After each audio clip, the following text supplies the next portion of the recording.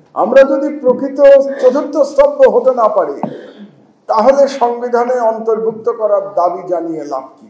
তাহলে আগামী যে 10 দিন ছুটি থাকবে সরকারি, আমি অন্তত পক্ষে সাংবাদিকদের জন্য 4 দিন করে দিতাম। আমি একটু আত্মসমালোচনা দিয়ে শুরু করতে চাই।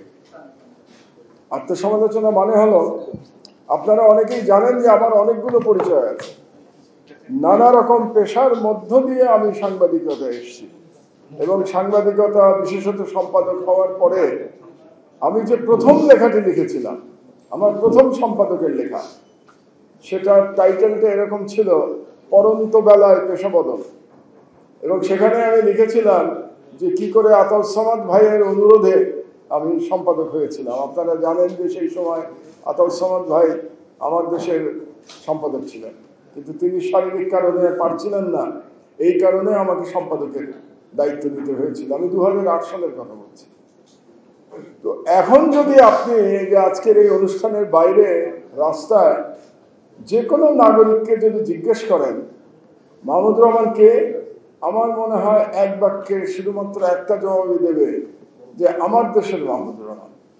আমি আগে কি ছিলাম, সরকারি কি ছিলাম, বেসরকারি খাতে কি ছিলাম, আমার আগের পেশা কি ছিল, সেগুলো বাংলাদেশের মানুষ মোটামুটি ভুলে গেছে।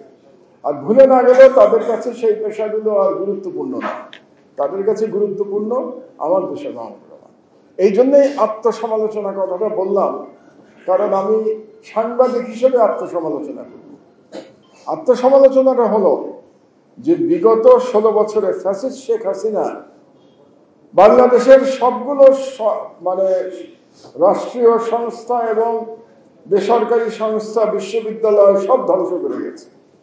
কিন্তু তার মধ্যে যে 3টি পেশার সব থেকে ভয়াবহ ক্ষতি সাধন করেছে, যে 3টি পেশার তার কারণে, প্রধানত তার কারণে সব থেকে বেশি ইমেজের ক্ষতি হয়েছে, আমি যদি সেই 3টি পেশার 1, 2, 3 এভাবে বলি, তাহলে 1 নম্বরে বলবো পুলিশ বাহিনী।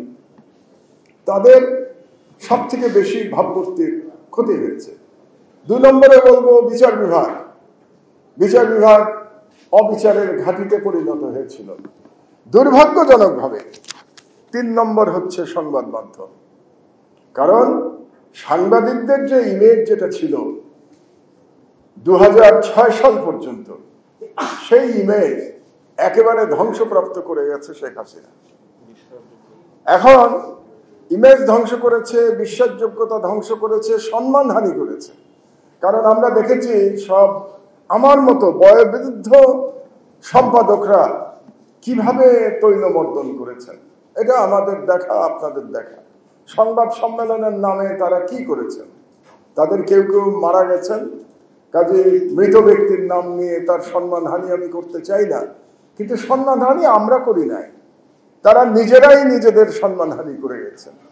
এবং নিজেদের সম্মানহানি করতে গিয়ে তারা সম্পূর্ণ সংবাদ মাধ্যমের সম্মানহানি করে গেছেন। আজকে আমি দেখছি যে আপনারা একটা দাবি করছেন এবং এখানে লেখা দেখতে পাচ্ছি যে গণমাধ্যমকে রাষ্ট্রের 4র্থ স্তম্ভ হিসেবে সংবিধানে অন্তর্ভুক্ত করতে হবে। তো 4র্থ স্তম্ভ হিসেবে অন্তর্ভুক্ত করতে গেলে আসলে তো আমাদের আগে প্রকৃত 4র্থ স্তম্ভ হতে হবে নাকি?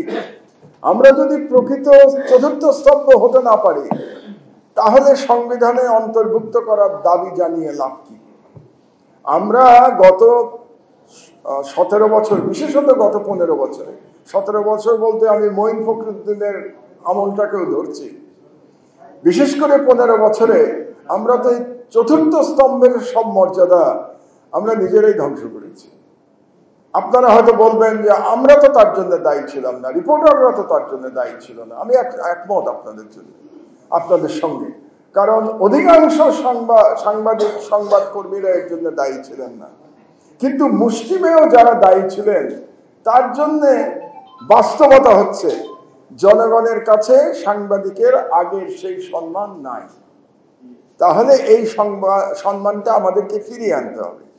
আমাদের লড়াইটা কিন্তু ওই সম্মান ফিরিয়ে আনার জন্য। আমি আমার সহকর্মীদের নিয়ে আমার মতো করে কিন্তু এই লড়াই শুরু করেছি। আমার পত্রিকা 4.5 মাস বয়স এখন, মানে নতুন করে পুনঃপ্রকাশিত হওয়ার পরে। আমরা কিন্তু চেষ্টা করছি এই লড়াই করতে। যেমন একটা ছোট্ট উদাহরণ দিই, গতকাল আমাদের সংবাদপত্রের যে লিড নিউজ ছিল তার শিরোনাম ছিল নির্বাচন কমিশন নিয়ে নানা বিতর্ক। তাহলে দেখেন যে এই সরকারের নির্বাচন কমিশন নিয়ে বিতর্কের লিড নিউজ করছি আমরা, মানে আমরা সিগন্যাল দিচ্ছি যে আমরা আমাদের দায়িত্বটা, চতুর্থ স্তম্ভের দায়িত্বটা পালন করব। তার আগের গতকাল না, তার আগের বুধবারে আমার যে মন্তব্য প্রতিবেদন আমি প্রতি সপ্তাহে যেটা লিখি সেটার শিরোনাম ছিল ডক্টর ইউনূস সরকারের উপদেষ্টা সহকারীদের সমাহার। এই হেডিংয়ে বুঝতে পারছেন যে এটা একটা তির্যক হেডিং, এবং তির্যক হেডিং এর লক্ষ্যকে ডক্টর ইউনূস সরকার। অথচ এটা ঠিক, ডক্টর ইউনূস সরকার আছে বলেই আমি এখানে বসে আজকে বক্তব্য দিতে পারছি। এই জুলাই বিপ্লব হয়েছিল, যার পরিণতিতে ইউনূস সরকার এসেছিল বলেই আমি আমার নির্বাসিত জীবন থেকে দেশে আসতে পেরেছিলাম। এই সরকার এসেছিল বলেই আমার দেশ আমরা আবার চালু করতে পেরেছি। প্রায় 500 সাংবাদিক বেকার জীবন থেকে 11 বছর পরে তারা আবার কর্মজীবনে ফিরে এসছে। এটা জানা সত্ত্বেও আমরা সরকারের যেগুলো ভুলভ্রান্তি সেগুলোতে ছাড় দিচ্ছি না।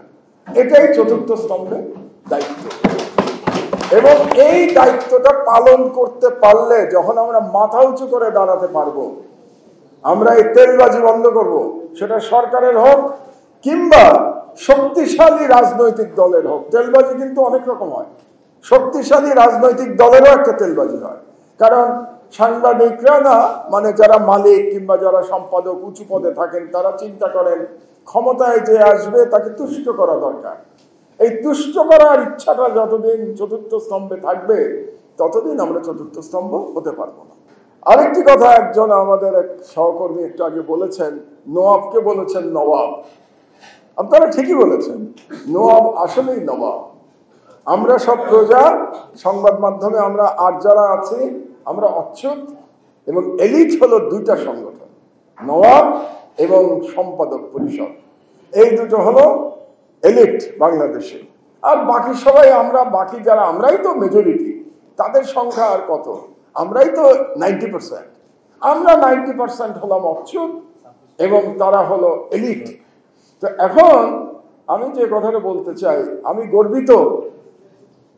গর্ববোধ করি যে আমার দেশ কোনো এলিটের পত্রিকা না, আমার দেশ বাংলাদেশের নিপীড়িত গণমানুষের পত্রিকা, এবং আমার দেশকে আমি বাংলাদেশের গণমানুষের মুখপাত্র হিসেবেই রাখতে চাই। কোনো এলিট ক্লাবের সদস্য আমার দেশ কোনোদিন হবে না, আপনাদেরকে জানিয়ে রাখলাম আমি। তো কাজেই চতুর্থ স্তম্ভ হওয়ার জন্য ডিআরইউ এর মতো সংগঠন দরকার, ডিআরইউ এর মতো সংগঠনের শক্তিশালী হওয়া দরকার চতুর্থ স্তম্ভ হয়ে যাবে। এই জন্য আমার ছোট ভাই যারা আছেন, এটা যারা চালান, তাদের প্রতি আমার স্বনির্বন্ধ অনুরোধ, আপনারা মেরুদণ্ড সোজা করে স্বাধীনভাবে ডিআরইউ চালাবেন। একটা কথা শুধু বলি আপনাদেরকে, ঈদের ছুটি নিয়ে আলোচনা হয়েছে যে আগামী ঈদের ছুটি সাংবাদিকরা 3 দিন পায়, খুব সঠিক কথা, এবং আপনারা বলেছেন অনলাইন পায় না, এটাও সঠিক কথা। কিন্তু সমস্যা হচ্ছে যে অনলাইনের ক্ষেত্রে যেহেতু এখন আমরা ডিজিটাল যুগে বাস করি, সেই জন্য অনলাইনটা চালাতেই হয়, এর আসলে কোনো অল্টারনেটিভ নাই। যেটা অল্টারনেটিভ সেটা হলো যে অনলাইনে যারা কাজ করবেন তাদেরকে আর্থিকভাবে তাদেরকে পুষিয়ে দেয়া, তারা যে ছুটি বিসর্জন দিয়ে কাজ করছেন এজন্য তাদেরকে ফাইন্যান্সিয়ালি মানে তাদেরকে রিওয়ার্ড করা, এটা হওয়া উচিত, কিন্তু একেবারে বন্ধ করা সম্ভব না।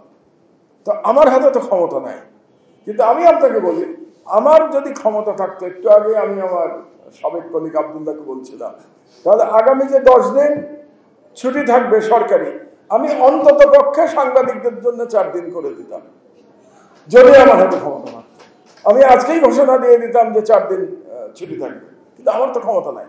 এই সিদ্ধান্ত তো এলিট প্রতিষ্ঠানে, এলিটরা যেটা করবে আপনারা সেটা মানবেন। কিন্তু আমি আবারও বলি, আমার মনে হয় যে অন্তত 4 দিন ছুটি থাকা উচিত সাংবাদিকদের, আর অনলাইনের ক্ষেত্রে তাদেরকে ফাইন্যান্সিয়ালি রিওয়ার্ড করা উচিত। সুতরাং তাদের করতে হবে। এভাবে আমরা, আমার মনে হয়, পত্রিকার দায়িত্ব রাখতে পারি এবং সাংবাদিকদের সমস্যাও সমাধান করতে পারি। 5 দিনই হবে, অন্তত 4 দিন। আমি 5 দিন তো হয়তো হবে না, অন্তত 4 দিন না দেওয়ার আমি কোনো যুক্তি খুঁজে পাই না, যে কেন 4 দিন সাংবাদিকরা ছুটি পাবেন না, এর কোনো যুক্তি খুঁজে পাই না। যাই হোক, সিদ্ধান্তের জন্য আমাদের অপেক্ষা করতে হবে। তো আমার মনে হয় আজকে যে সেমিনার করা হয়েছে খুবই গুরুত্বপূর্ণ সেমিনার করা হয়েছে, এবং ডিআরইউতে এটা করে অত্যন্ত প্রশংসনীয়, এবং ডিআরইউ এর সঙ্গে আরেকটি সংগঠন জড়িত হয়েছেন, প্রশংসনীয় কাজ করেছেন। এই ধরনের পলিসি ভিত্তিক সেমিনার আরো বেশি করে হওয়া উচিত ডিআরইউকে, এবং আমার দেশের যদি কোনো সহযোগিতা আপনাদের লাগে এই ধরনের সেমিনার করতে, আমরা সর্বদা প্রস্তুত থাকবো। তো আপনাদেরকে অসংখ্য ধন্যবাদ আমার বক্তব্য শোনার জন্য। আল্লাহ হাফেজ। স্বাধীন সাংবাদিকতার জয় হোক।